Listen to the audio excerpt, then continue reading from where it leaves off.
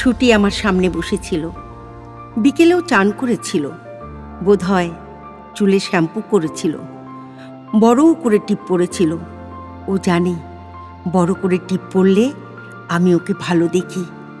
একটা হালকা নীল রঙা ব্লাউজের সঙ্গে একটা অফ হোয়াইট খোলের নীল পাড়ের তাঁতের শাড়ি পরেছিল, চোখে কাজল পরেছিল, ঠোঁটে ভেজলিন।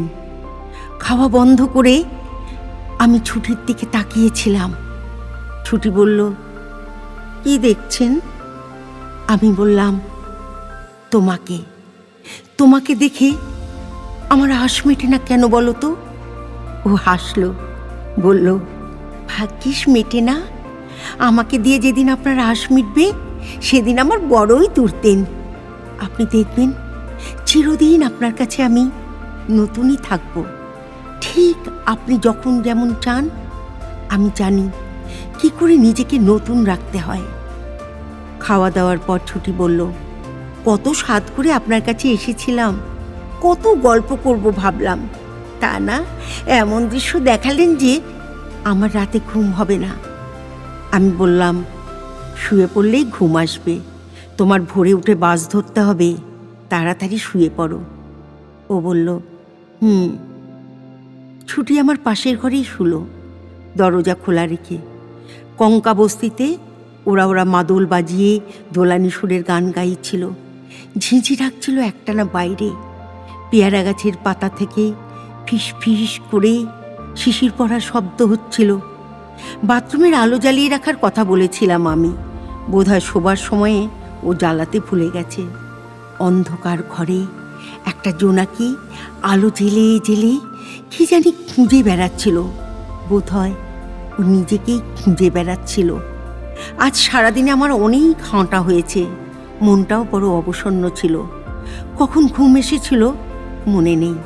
হঠাৎ ঘুম ভেঙে গেল বেড়াল ছানার মতো নরম কিছু গায়ের সঙ্গে লাগাতে, তার সঙ্গে একটা মিষ্টি সুগন্ধ। ছুটি ফিস ফিস করে বলল, আমার ভয় করছে ভীষণ, ঘুম আসছে না। তারপর অনুমতি চাইবার গলায় বলল, আপনার কাছে শোবো? আমি কথা না বলে একপাশে সরে গিয়ে বললাম, আমার হাতে মাথা দিয়ে শো, এসো আমার পাশে চলে এসো। বুকের কাছে গুঁড়ি ছুরি মারা ছুটির সুস্নাতা সুগন্ধি শরীরকে জড়িয়ে ধরে দারুণ ভালো লাগছিল আমার। ছুটি বলল, আমাকে আমাকে আরো আরো জোরে জড়িয়ে ধরুন, আমার শীত করছে। তারপর ও হঠাৎ বলল, আমাকে চিরদিন এমন করে জড়িয়ে রাখবেন, কখনো ছেড়ে দেবেন না তো? ছেড়ে দিলে আমি কিন্তু কাচের বাসনের মতো পড়ে গিয়ে টুকরো টুকরো হয়ে যাব। আমার যা কিছু জোর সব আপনারই জন্যে। আপনি অবহেলা করলে কিন্তু আমার সব জোর ফুরিয়ে যাবে। আমি একজন অত্যন্ত সাধারণ মেয়ে হয়ে যাব, বাজে মেয়ে, নয়নতারাদের মতো। আমি জবাব দিলাম না।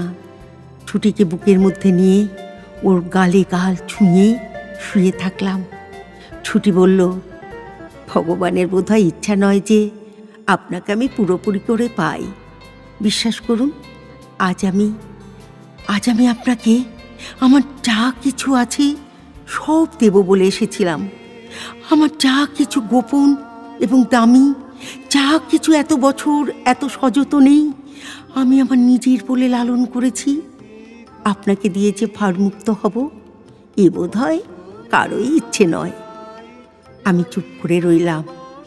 এক দারুণ সুগন্ধি ভালো লাগা আমাকে এক আনন্দ আসলে সেই ছুটির শরীরের সঙ্গে জড়িয়ে দিল।